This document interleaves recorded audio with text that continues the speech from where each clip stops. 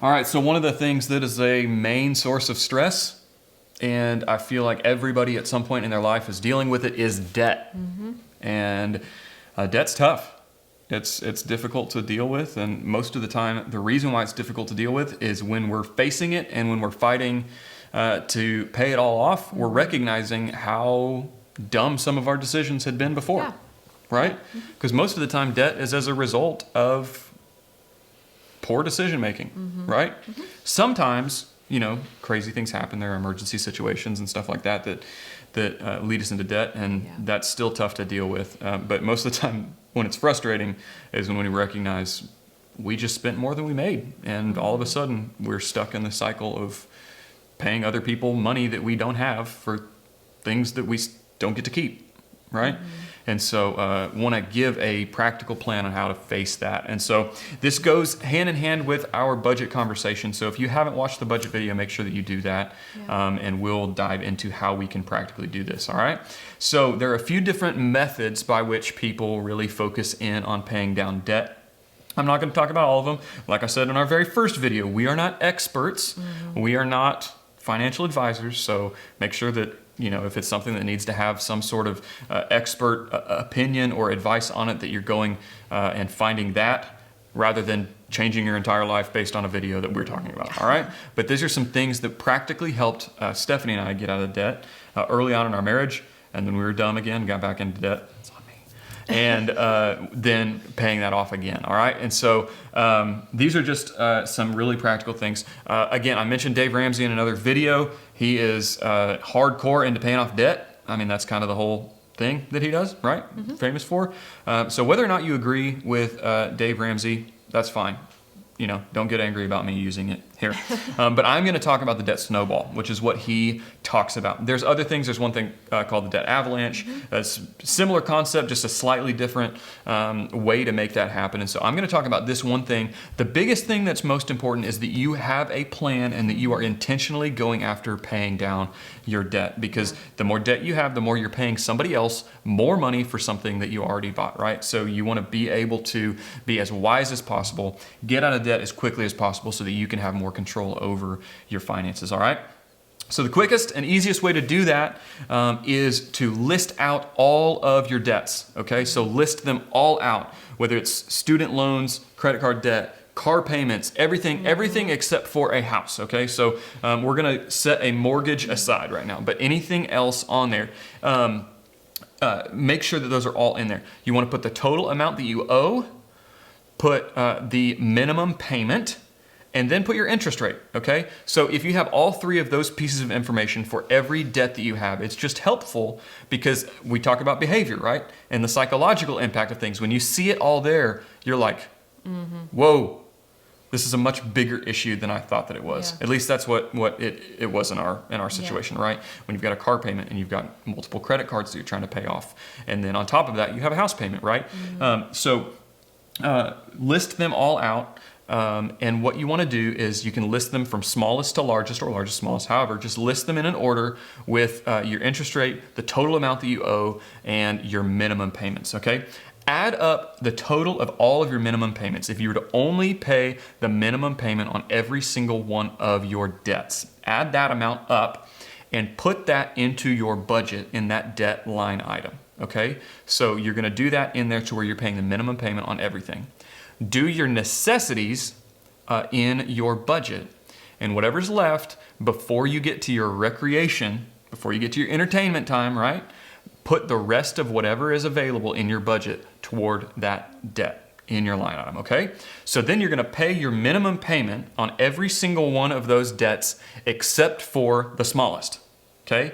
And you're gonna put all of your extra that you can pay toward debt onto the smallest, all right? So what you're doing is you're loading everything onto your smallest debt so that you can pay it off as quick as possible, all right?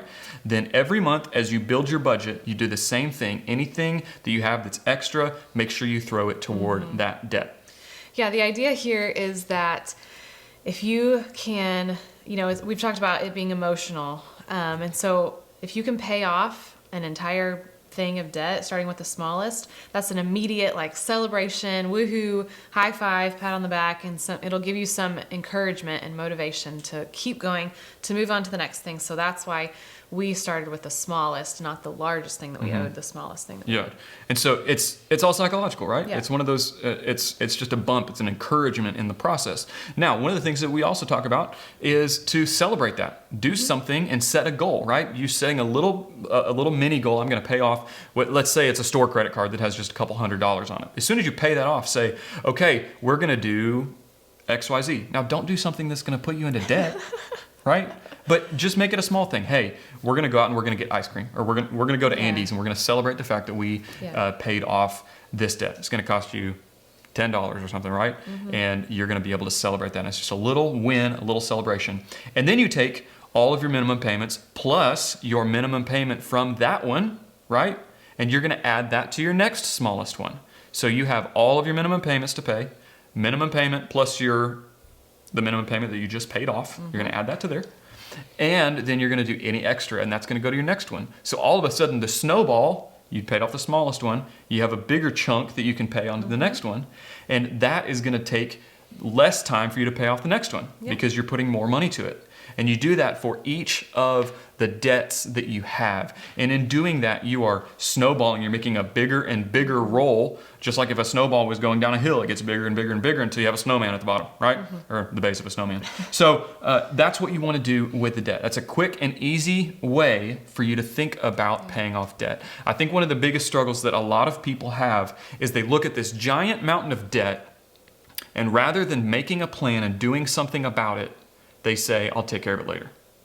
Which every moment that you do that, you're paying more money because debt costs money. It's costing you.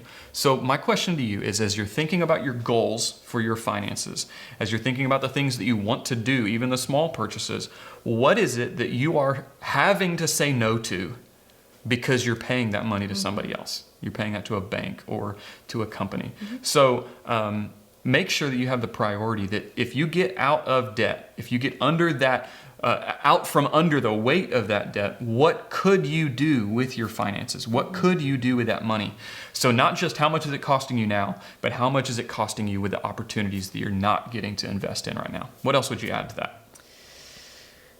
Nothing. I think honestly, if you can just, once you get everything paid off, and then you just kind of make it your goal as a family to, if you can help it, not go back into debt. Whether that means, you start thinking way ahead and saving up for the car and not buying the new car until you have the cash, or whatever that looks like. I think for some people who really want to go all in, like making some drastic decisions about, if you don't have any kids, like, can you live on one car for a little while? Or, just things like that, I mean, every family is in a different situation, but I think this is where financial freedom really comes into play, is getting out of debt and then finding that freedom again with your money. Well, and some just really practical little things that you can do. If you have a really high car payment and you have a really new car, maybe there's a season where you sell that car, go to an older car that you don't have to have a payment on until you can pay off other debts. So maybe that's one practical thing. Maybe it's as simple as having a garage sale. Yeah. Like, how much stuff does pretty much everybody have laying around that maybe somebody else needs that you're not using, whatever? Even small amounts of that can really have a huge impact on being able to pay off a big chunk of debt.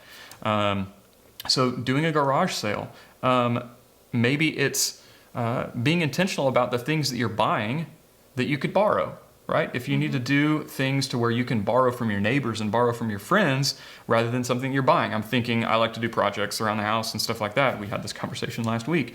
If it's something that I can borrow from somebody rather than going to Home Depot and buying, that's, that amount of money that I could put toward debt. And so thinking through how you can really aggressively go after your debt. Also, just simple things like planning out your meals so that you can have a lower food budget and you're not all of a sudden, running and getting fast food all the time, which eats up your budget, or going out to eat at places, taking a pause from some of that for a period of time, right?